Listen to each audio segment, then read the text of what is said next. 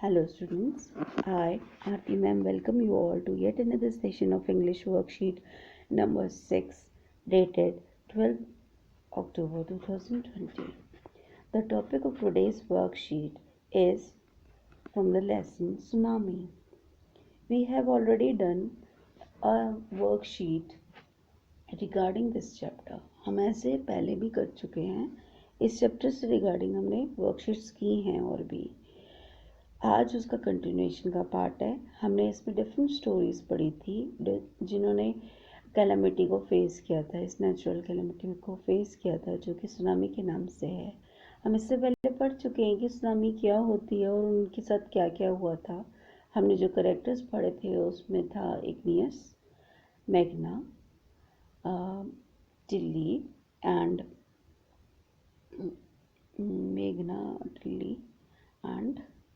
or certain characters were there, Sanjeev.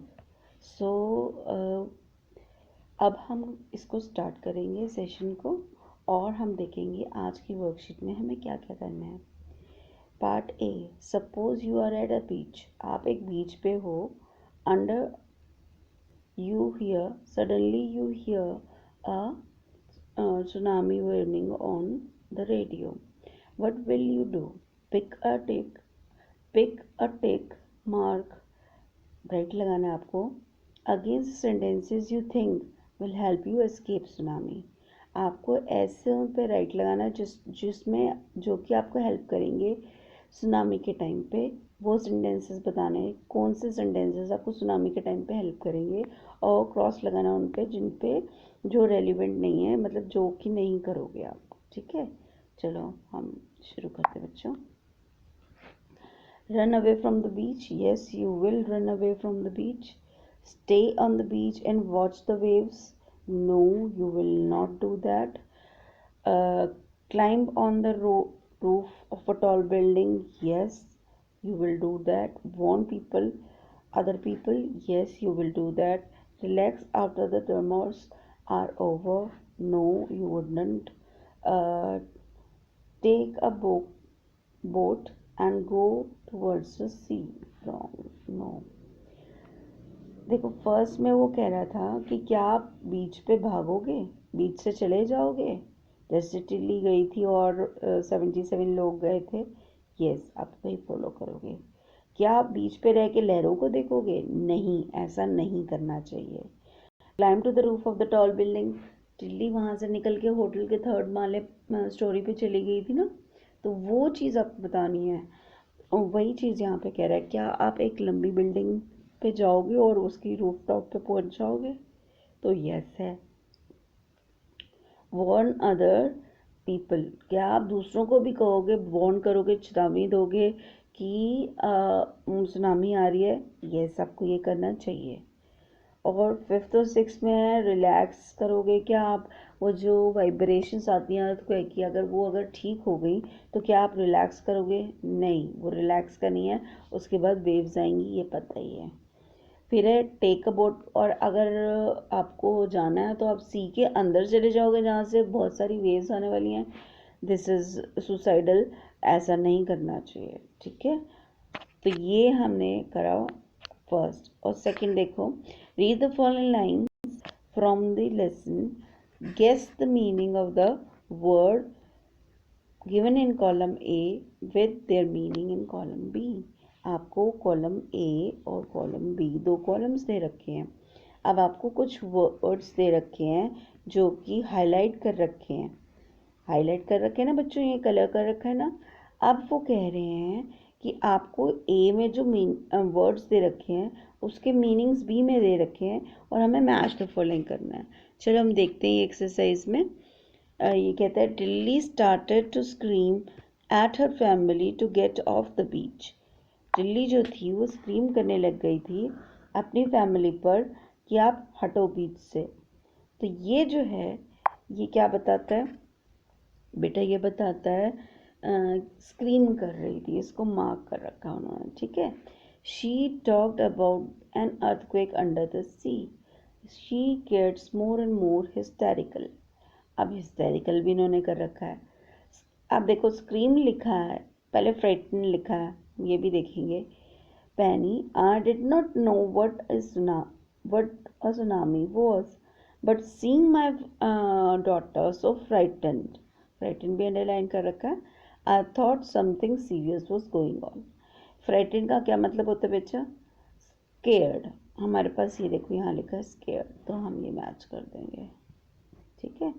और फिर ये लिखा है स्क्रीम, स्क्रीम का मतलब क्या है? जोर जोर से चिल्लाने लगी, शाउट, हिस्टेरिकल, जब हम शाउट भी कर रहे हो और एक्साइटेड हूँ मैं, हो क्या हो गया, ये वो ऐसे ऐसे जो करते हैं वो हिस्टेरिकल बिहेवियर होता है। तो एक तरीके से हम ये देखें तो आपका आंसर फर्स्ट का फर्स्ट ये हो गया, फर्स्ट का आंसर ये हो गया, ठीक है, दिस इज फर्स्ट। फिर स्क्रीम वाला ये सेकंड हो गया, हिस्टेरिकल का ये थर्ड हो गया, ठीक है। अब हम देखते हैं क्वेश्चन नंबर थर्ड। अब ये कहता है a video that Tilly watched in her geography class helped her save many lifes. She wrote letter to thank her geography teacher, complete her letter using the word in italics. अब हमारे को क्या कहा है उन्होंने कहा हमें ये परफॉर्मर दे रखा है लेटर का और कुछ वर्ड्स नीचे लिखे हुए हैं। अब हमें क्या करना है कि वो कहता है कि इन वर्ड्स में से इन हेल्पिंग, ये जो हेल्प बॉक्स में दे रखे ना बेटा, ये देखो ये हेल्प बॉक्स में दे रखे, this is called help box, help box. इस बॉक्स में जो वर्ड्स दे रखे ना बेटा वो हमें ऊपर भरने हैं। सबसे पहले लिखा है डियर, डियर आप टीचर को भी लिख सकते हो, डियर टीचर, या आप डियर कोई सी भी मैम ये भी लिख सकते हो। तो मैं यहाँ पर लिखती हूँ डियर टीचर,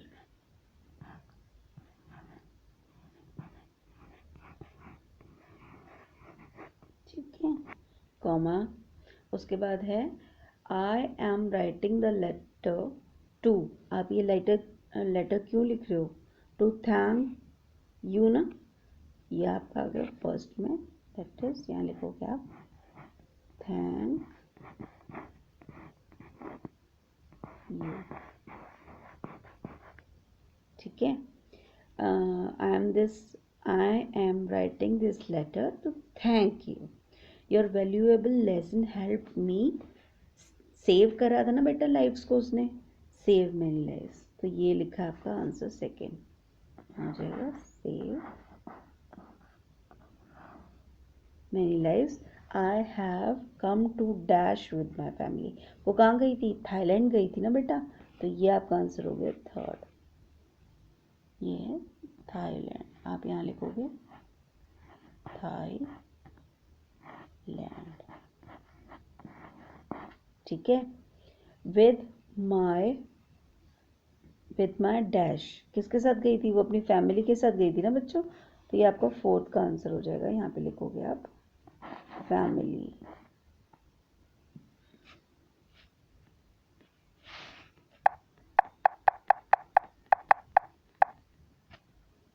यहाँ पे अब मेरे पास आ गया, तो आप कह रहे हैं इसका फोर्थ का आंसर होगा फैमिली, यहाँ हम लिख देते हैं बेटा फैमिली, ठीक है, वाई है बेटा ये, ठीक है। इसके बाद वो कहते हैं टू सेलिब्रेट क्रिसमस, वो वहाँ पे क्रिसमस सेलिब्रेट करने गई थी ना। फिर when the tsunami stuck me and my family were at the, कहाँ थे? बीच पे थे ना बेटा, 5, ये आंसर है आपका फिफ्थ, यहाँ पे आएगा बीच,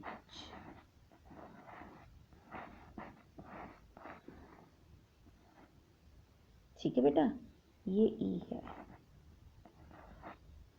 अब इसके बाद क्या है? I notice the warning signal signs in sea, I screamed and told everyone to dash away from the beach, उसने क्या कहा था?